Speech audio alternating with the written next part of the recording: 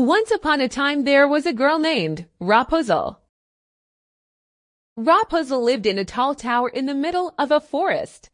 The tower had no ladder, no stairs, and definitely no elevator. There was no way to get up or down. So, why did Rapunzel live in a tower? Well, it all started with a witch. As you know, witches can be very jealous. They especially hate people stealing herbs from their gardens. Unfortunately, Rapunzel's mother didn't know this about witches. Many years ago, when she was pregnant with Rapunzel, she snuck over the fence and stole some parsley from the witch next door. The witch saw her stealing parsley. She was furious. She gave Rapunzel's mother two choices. The witch would curse her unborn baby girl. The girl would always be unlucky. She would meet the wrong people and say the wrong things and wear the wrong clothes for every occasion. She would never live happily ever after. On the girl's 10th birthday, she would go to live with the witch. She would be the witch's apprentice. The witch promised that, eventually, the girl would live happily ever after. Rapunzel's mother was heartbroken. She chose option 2. And on the evening of Rapunzel's 10th birthday, the witch came to take her away. She put Rapunzel in the tall tower in the woods. After that, every day was the same for Rapunzel. She cleaned her room at the top of the tower. She braided her long, long hair. And every day at lunchtime, the witch came to the tower. She stood under the window and shouted, "Rapunzel, Rapunzel, let down your hair." Rapunzel threw her braid out of the window. The witch climbed up Rapunzel's hair like a rope and crawled in through the window. The witch taught Rapunzel how to make medicines with herbs. And Rapunzel loved the witch. She was Rapunzel's only friend. One night, Rapunzel was reading a book beside the window when she heard someone below. "Rapunzel, Rapunzel, let down your hair." That's strange, she thought. The witch never comes this late. She threw her braid out of the window, and the person climbed up, up. But when this person reached the top, Rapunzel saw that it wasn't the witch. It was a man. Rapunzel quickly grabbed her book and smacked the man on the head. Get out, you're not the witch." The strange man fell to the floor. "Oh, stop hurting me," he begged. "Who are you? What do you want? Why did you climb my hair?" demanded Rapunzel. "I'm Justin. My name is Justin," he whimpered. "I came here to save you." As you can imagine, Rapunzel was not very impressed. "Tell me, Justin," she growled, "does it look like I need to be saved?" Justin sighed. "I'm sorry. I thought this was my chance to be a hero." "What do you mean?" asked Rapunzel. "My chance to be hero," said Justin. "Every man needs to be a hero at least once in his life. It's the only way to live happily ever after."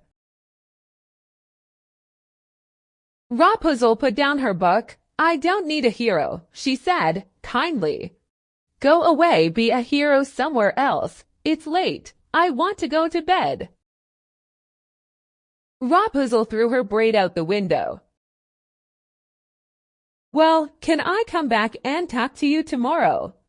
Justin asked. You seem nice. Also, I brought a rope for you, in case you change your mind one day. Fine, fine, said Rapunzel. Goodbye, Justin.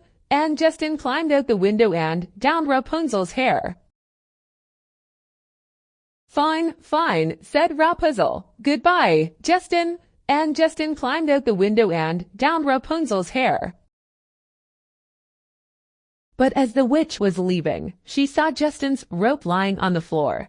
Whose rope is this? Where did you get it? Do you want to escape? Rapunzel tried to explain, but the witch was too upset. I love you like a daughter. Do you really hate me so much that you want to leave? No, there was a man, Rapunzel said. A man, the witch cried. Fine, go to him. Go. Tears poured down the witch's face. Go and live happily ever after with this man. The witch threw some magic powder at the floor, and Rapunzel immediately fell asleep. When she woke up, she was not in the tower anymore. She was lying under a tree in the forest. Her hair was cut. Rapunzel cried for 10 minutes, and then she stood up and decided to look for her tower. Meanwhile, back at the tower, Justin returned as promised. Rapunzel, Rapunzel, let down your hair, he shouted from beneath the window. And the hair dropped down in front of his face.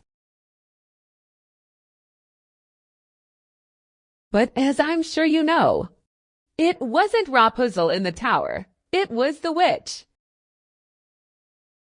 When Justin got to the top of the tower, the witch pulled him in through the window. So you are the man who wants to take my Rapunzel, she said. I see. Well then, go and live happily ever after together. The witch blew a handful of powder into his face, and with that, Justin was blind. After walking all night, Rapunzel found her way home. But the tower was gone. All that was left was a burnt circle on the ground. Oh no, cried Rapunzel, and she fell to the ground sobbing. But then she heard a voice coming from behind some trees. Hello, is someone there? Can you help me? I can't see anything. Rapunzel and the blind man. It was Justin. When Rapunzel saw Justin's blind eyes, she knew what to do. Stay right there, she ordered. Rapunzel ran into the forest to find some herbs. She ground the herbs and made medicine. Then she put the medicine on Justin's eyes. Then she cried again. Please don't cry, said Justin softly. Why are you crying? My home is gone. My only friend is gone. You are blind. This is a mess. Everything will be okay, Justin said. Then he smiled. Trust me, I'm a hero.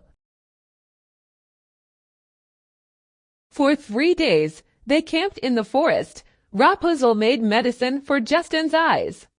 Justin told her about every time he had tried to be a hero. Once he tried to fight a giant, but the giant was very kind.